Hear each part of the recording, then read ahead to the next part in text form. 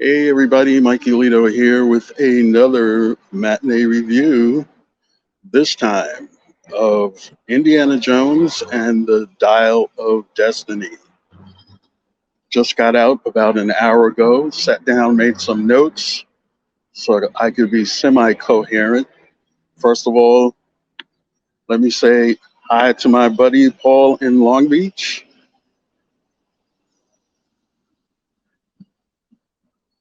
my faithful subscriber, always checking in with me. And hopefully, Paul, uh, we'll see whether or not you agree with this review.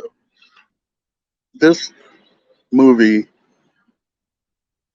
was a typical Indiana Jones movie. If you went to this movie and didn't expect to see Indiana Jones tropes, uh, I, I don't know why you would have that problem.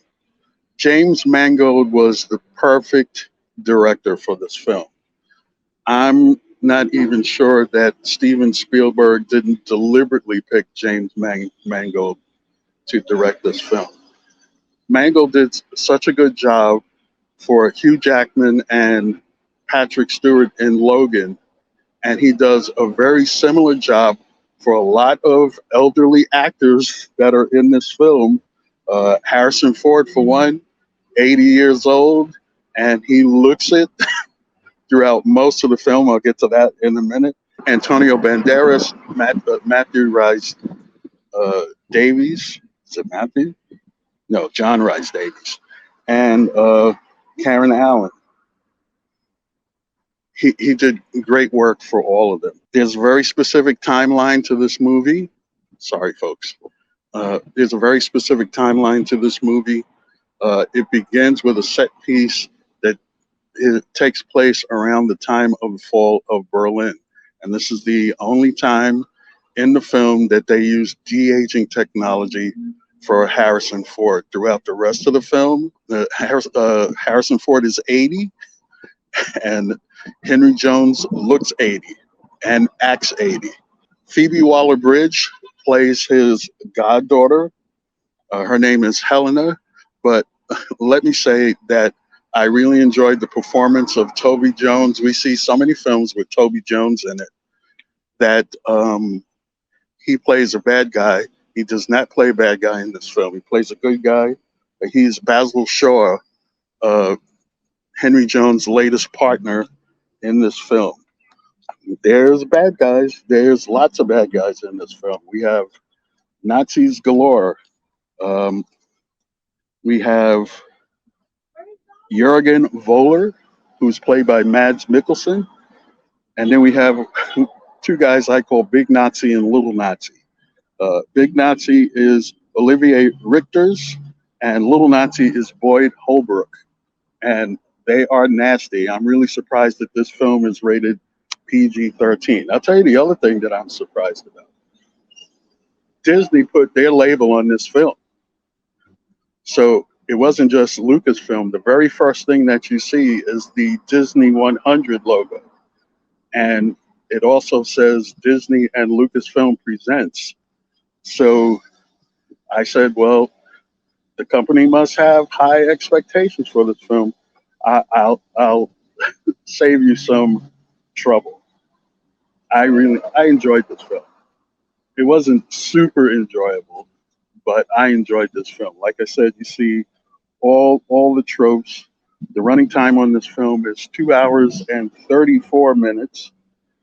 And didn't look at my watch one time except when it buzzed because somebody was calling me in the middle of the film.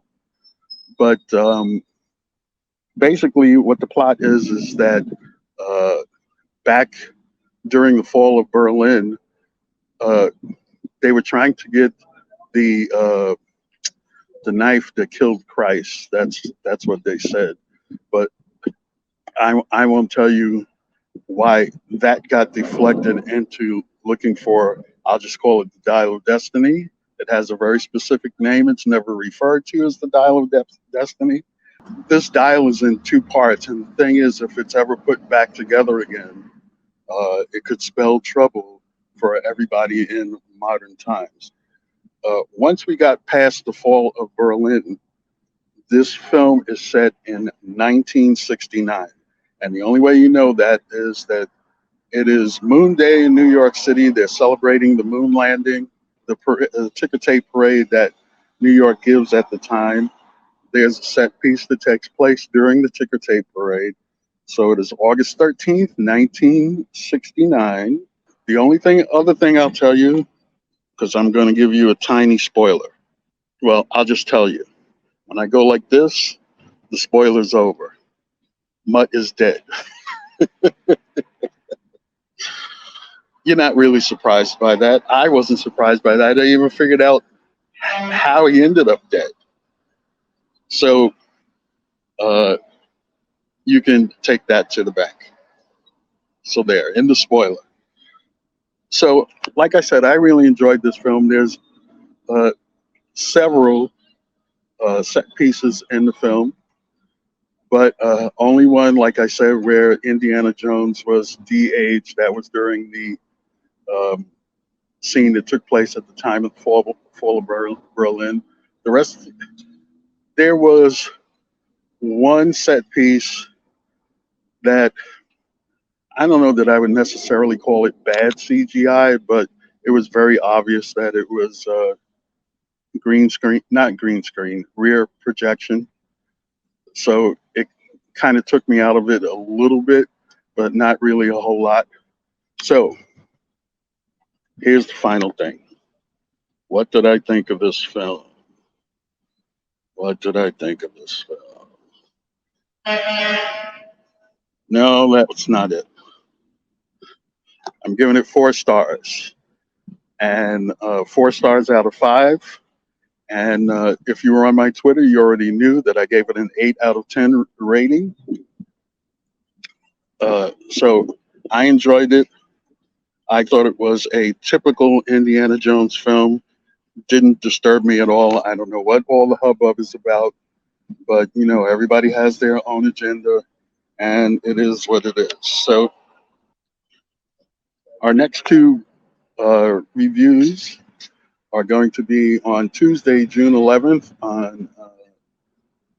and that is going to be, and I'm standing in sunlight, so I can't read the times, but you can see the times on the slide. It's Mission Impossible: Dead Reckoning, Part 1. And I'm hoping it's not one of these Part 1, Part 2 deals that leave me shrugging my shoulders by the time the movie is over. I put out a total lie on Twitter that Ethan Hunt is dead at the end of Part 1, just to see what kind of reaction it would get, if it gets a reaction at all. The second film that I'm really looking forward to seeing, I got to look real close. I think it's Friday, July 21st. Oppenheimer. I am truly, truly, truly looking forward to that film.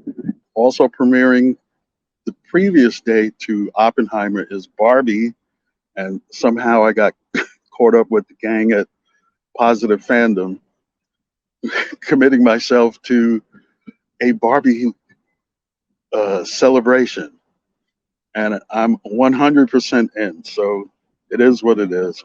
That's my opinion. Watch content, form an opinion of your own, and until the next time, which is July 11th for Dead Reckoning, this is MIKEYLITO saying ciao for now. Who sent a comment? Darth Plato. Howdy, Darth Plato. I'm out of here. Ciao.